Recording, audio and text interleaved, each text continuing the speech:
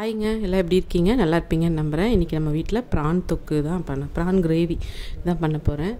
அது வந்து சாதத்துக்கு நான் பண்ணியிருக்கேன். நைட்டு வந்து இட்லி தோசைக்கும் செட் ஆகிக்கும்னு சொல்லிட்டு தான் கொஞ்சம் கிரேவி மாதிரி பண்ணியிருக்கேன். இதுக்கு வந்து கடாயில் எண்ணெய் விட்டு சோம்பு, ஒரு சின்ன பட்டை, கொஞ்சம் கல்பாசி, ஒரு ஏலக்காய், ஒரு பிரிஞ்சி இலை போட்டுட்டு ஒரு 2 பெரிய வெங்காயம் பல்லாரி வந்து நல்லா ரொம்ப பொடிசாக கட் பண்ணலங்க, நார்மலாக ஓரளவுக்கு கட் பண்ணிட்டு அது நல்லா வதங்கும் போதே வந்து 2 பச்சை மிளகாயை கீரி போட்டுக்கலாம். அப்புறம் தக்காளி, ஒரு 2 தக்காளி, கிரேவி மாதிரி தேங்காய் விடாமல் செய்கிறதுனால ஒரு 2 தக்காளி எடுத்து நல்லா மசிகிற அளவுக்கு நல்லா வதக்கிக்கணும். நல்லா வதங்கிட்டு இருக்கும்போதே வந்து கருவேப்பிலை இந்த மாதிரிலாம் போட்டுக்கலாம்.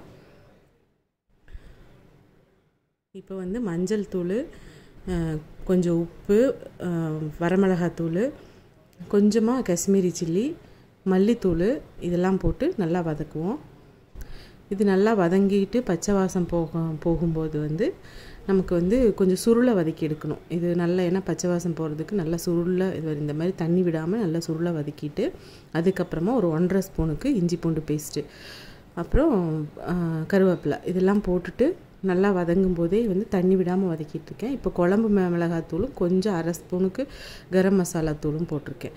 இதுவும் நல்லா வதங்கினது நான் ஏற்கனவே மேரினேட் பண்ணி வச்சுருக்கிற இஞ்சி பூண்டு, கொஞ்சமாக வரமிளகாத்தூள் போட்டு மேரினேட் பண்ணியிருக்கிற இறாலை வந்து போட்டுக்கலாம்.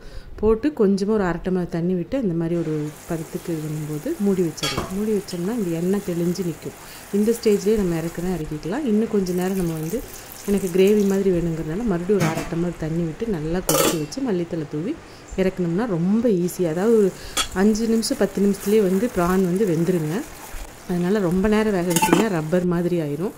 அது ஒன்றையும் பார்த்துக்கணும். அதனால் ரொம்ப நேரம் வேக விடாமல் போட்டோமா எடுத்தோமாங்கிற மாதிரி இருக்கணும். மல்லித்தலை தூவி இறக்கணும்னா சூப்பராக நம்மளுக்கு ரெடி ஆயிரும். இன்றைக்கி மதியம் லஞ்சுக்கு பப்படத்தோட ஒரு முட்டை பாயில்டு எக்கு வச்சு பாப்பா நான்லாம் அந்த இதாக சாப்பிட்ருக்கோம். பப்படம் வச்சு சாதம் வச்சு வேறு எதுவுமே இல்லாமல் இது மட்டும்தான் சாப்பிட்ருக்கோம். ரசம் கூட இல்லாமல் இது சாப்பிட்ருக்கோம். ரொம்ப அருமையாக இருக்குங்க. ட்ரை பண்ணி பாருங்கள். நம்ம சேனல் பிடிச்சிருந்தால் லைக் பண்ணுங்கள், கமெண்ட் பண்ணுங்கள், ஷேர் பண்ணுங்கள். நம்ம சேனலை சப்ஸ்கிரைப் பண்ணி பெல் ஐக்கானை கிளிக் பண்ணிவிட்டு பாருங்கள். Thanks for வாட்சிங்க. அருமையான சாப்பாடு சாப்பிட்டாச்சு. ஒரு தூக்கமும் தூங்கியாச்சு. கூட ஒரு மாம்பழமும் வச்சு சாப்பிட்டாச்சு. யாருக்கெல்லாம் இந்த காம்போ பிடிக்கும்னு எனக்கு சொல்லுங்கள். நம்ம வீடியோவை பொறுமையாக பார்த்ததுக்கு திரும்ப ஒரு தேங்க்ஸ்ங்க.